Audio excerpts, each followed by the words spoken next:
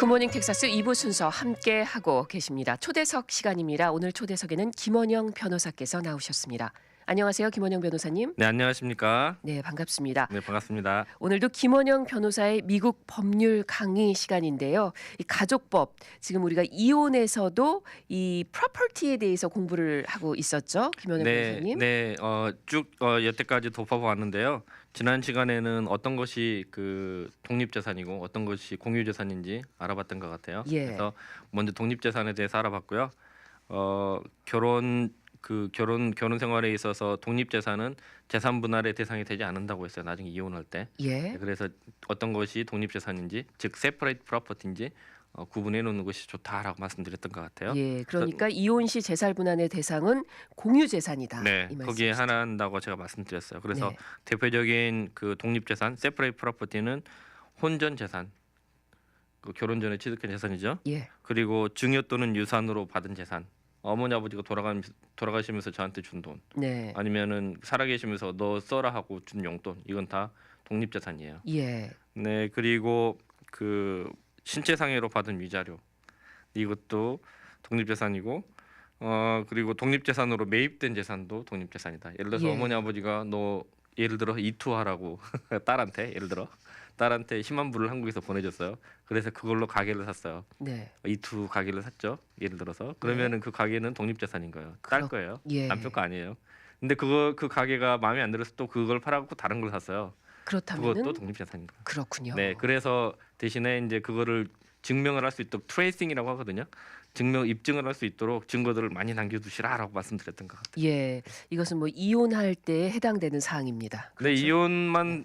이혼할 때만 되는 게 아니라 그리고 상속에도 관련이 있어요. 예, 네. 아 그렇겠네요. 네, 그렇죠. 죽으면서 물려줄 수 있는 건 내가 소유한 것만 물려주는 거지 남이 소유한 것까지 물려주는 건 아니거든요. 예. 네, 엄격히 따진 부부간은 그런 법적인 그런 배려가 있는 겁니다. 예, 그렇기 때문에 독립재산을 증명할 수 있는 여러 뭐 서류라든지 네, 뭐 이런 그렇죠. 부분들을 그래도 가지고 있는 게 네, 필요하겠습니다. 네, 그걸 일러서 트레이싱이라고 하거든요. 예. 네, 추적이 가능할 수 있도록 해놓고요.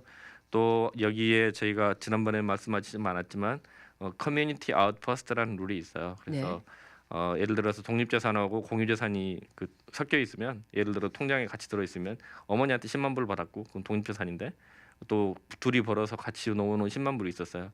그럼 나중에 보니까 10만 불밖에 안 남아서 둘이 생활비를 써버리고 예. 그러면 독립재산 10만 불은 남아 있는 겁니다. 아, 그런가요? 트레이싱 룰이라고 하고요. 아. 그다음에 또 커뮤니티 아웃포스트라는 룰이 또 있어요. 네. 그렇군요. 왜냐하면 독립재산은 같이 쓰지 누가 단독재산 공유재산을 공유재산을 같이 먼저 쓰게 쓰고 그런 독립재산은 어떤- 남아 있다라는 룰이 예. 네. 아시면 좋을 것 같아요. 그렇습니다. 이 독립재산이 어떤 것인지 개념을 아주 지난 시간에도 자세하게 설명해 주셨지만 오늘 네. 이렇게 요약을 해주셨어요. 그렇다면 공유재산은 어떤 걸까요? 네, 공유재산은 재산 중에 독립재산을 뺀 모든 재산이 공유재산이겠죠. 네. 네, 그 상기했던 그런 것들 빼고는 전부 다 시글이 다 공유재산이다. 예. 라고 뭐 생각하시면 보통 되겠습니다. 우리가 생각할 때 결혼 후에 같이 뭐 벌은 돈 이런 건 다 공유재산이 될 수 있겠네요. 그렇죠. 그래서 뭐 직장 생활을 해서 벌어놓은 재산, 예. 다 공유재산이고요. 그러니까 와이프가 부인이 전업주부고 네. 남편 혼자 일한다 했을 때에도 그것이 다 공유재산이 되는 네, 다 거죠. 공유재산이 되는 거죠. 네. 그리고 커뮤니티 프로퍼티든 세퍼레이트 프로퍼티든 이제 거기서 자라나온 돈들이 있잖아요. 예. 예를 들어서 둘이 열심히 일해서 은행에 100만 불을 예금을 했는데 거기서 이자가 자랐다.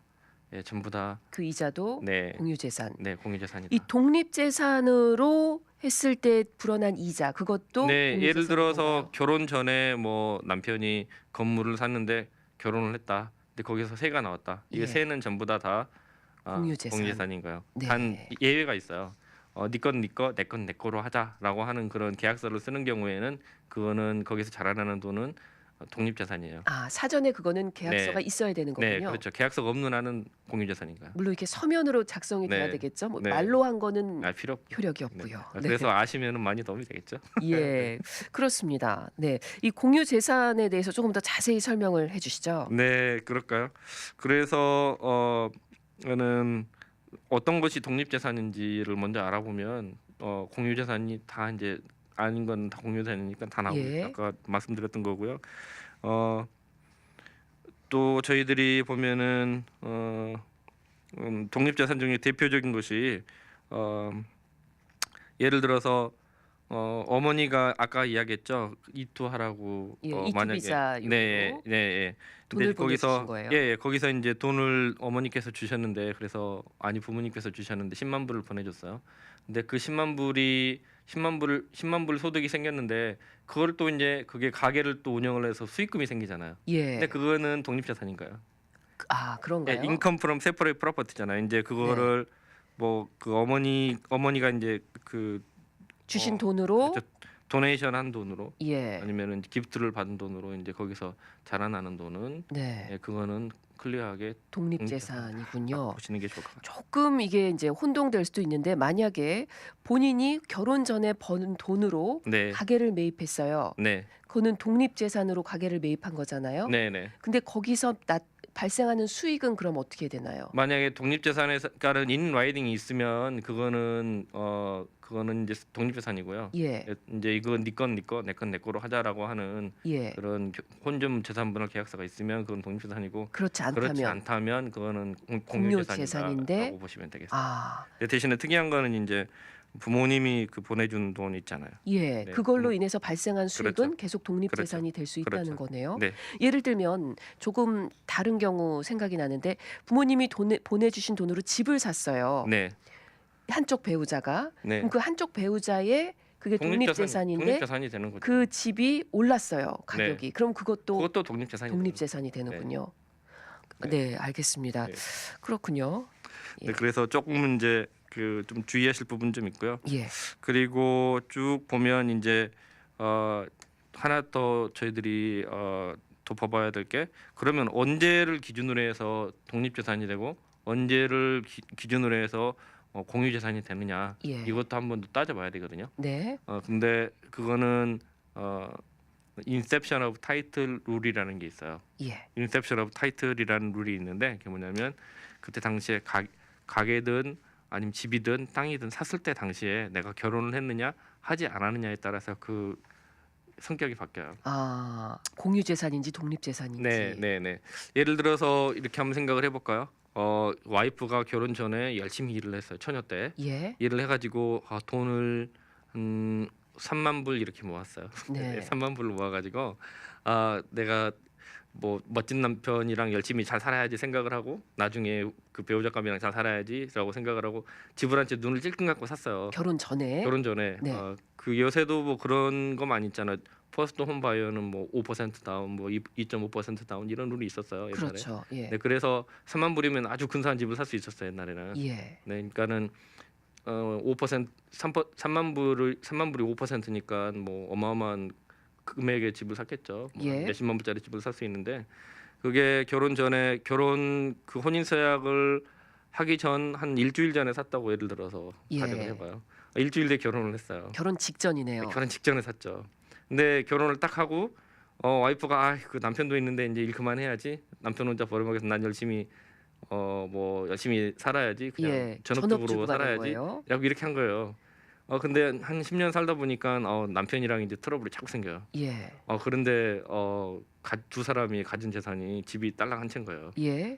남편이 벌어온 돈으로 열심히 살긴 했지만 뭐 생활비로 다 들어가 버리고 예. 여기저기 다 쓰고 남은 게 없어요. 예, 집밖에 안 남았다. 집밖에 안 남았어요. 그 집에 근데 일단은 그 모기지 페이먼은 남편이 벌어온 돈으로 했겠네요. 그렇죠. 네. 예. 남편이 벌어왔고 와이프는 10년 동안 뭐 일을 안 했고. 네. 네. 그런 경우 그런 경우는 어떻게 해야 될까요?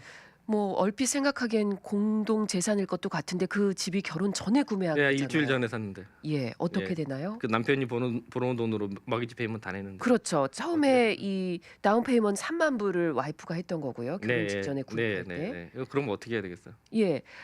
뭐 공동 재산일 것 같은데 또 이런 질문을 하시는 거 보니까 이 독립 재산일 가능성도 있을 것 같고요. 답을 좀 주시죠. 찍어 보셔야죠. 네. 두 개 중에 어떤 건지. 독립 재산이 되나요? 찍으신 거죠? 네. 네, 맞았는데요. 예. 자, 그 네. 이유를 좀 설명해 주시죠. 확률이 50%인데 눈 감고 찍으신 것 같아요.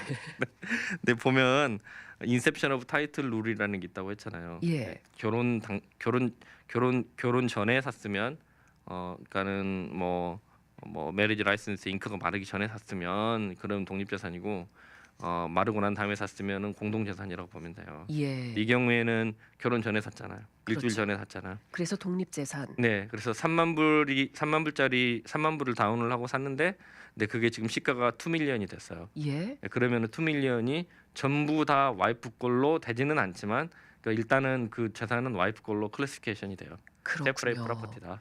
비록 그 남은 그 모기지 페이먼을 남편이 10년간 다 네. 이렇게 돈을 벌어서 했다 하더라도 네, 이 집을 구입한 시점이 결혼 전이기 때문에 네, 그건 와이프 거다. 독립재산이 된다. 대신에 남편은 어떤 걸 주장할 수 있냐면요, 예. 이코노믹 컨트리뷰션을 주장을 할 수 있어요. 네. 이거는 우리 커뮤니티 프로퍼티잖아요. 남편이 벌어온 재산은 공동 재산인 거예요. 그렇죠. 공동 재산에서 페이먼을 꼬박꼬박 냈기 때문에 일정 부분 경제적인 기여도를 했다. 예. 경제적으로 기여를 했으니까 일정 부분 인정을 해달라라고 할 수 있는데요. 네. 근데 그것이 일정 부분 커뮤니티 프로퍼티로 예를 들어서 10만 불이 빠졌다고 생각을 해요. 10만 불을 예를 들어서 이자하고 그다음에 뭐 원금하고 이자를 10만 불을 부었어요. 예를 들어서 10년 동안 1년에 네. 1만 불씩, 한 달에 1,000불씩, 뭐 예를 들어서 10만 불 부었으면 뭐 그래봐야 90만 불 중에서 10만 불이 빠진 거잖아요. 예. 네, 그래서 10만 불만 그러면은 커뮤니티 프로퍼티가 되는 거고, 아. 나머지 90만 불은 세퍼레이트 프로퍼티가 되는 건데, 근데 우리가 또 아는 게 있잖아요.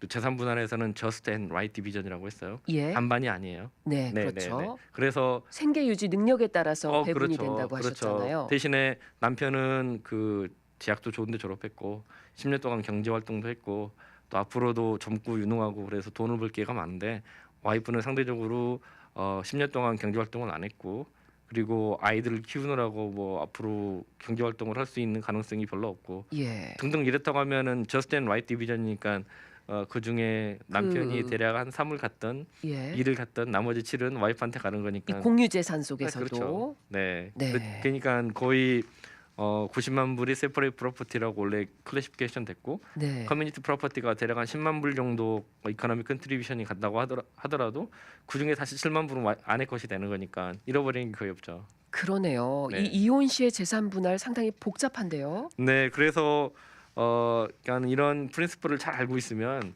그러니까는 경제적인 조금 능력이 있으시면 가급적이면 집도 그 혼 전에 이렇게 예. 구입해려는 게 이런 이야기 들어도 네. 되는지 모르겠는데 이 독립 재산으로 네. 형성하기 위해서 조금 유리하겠죠. 그리고 네. 뭐 부모님들 중에도 그 경제적인 여력이 있는 분인데 그거를 뭐 딸이나 아들이 시집 장가 가기 전에 조그맣지만 집을 한 채 사주는 것도 네. 여러모로 나중에 나중을 생각을 해보면 포석을 잘 해놓은 것이 아닌가라는 생각을 좀 해봐요. 그래서 예. 혹시 삶 살다 보면은 어떤 일이 있을지 모르니까 그렇습니다. 대비해놓는 것도 좋을 것 같습니다. 예. 자, 김원영 변호사님 이 시간을 통해서 가족법, 결혼과 또 이혼 시의 재산 분할과 또 양육권 이 모든 부분들을 아주 자세하게 설명을 나눠 주셨습니다.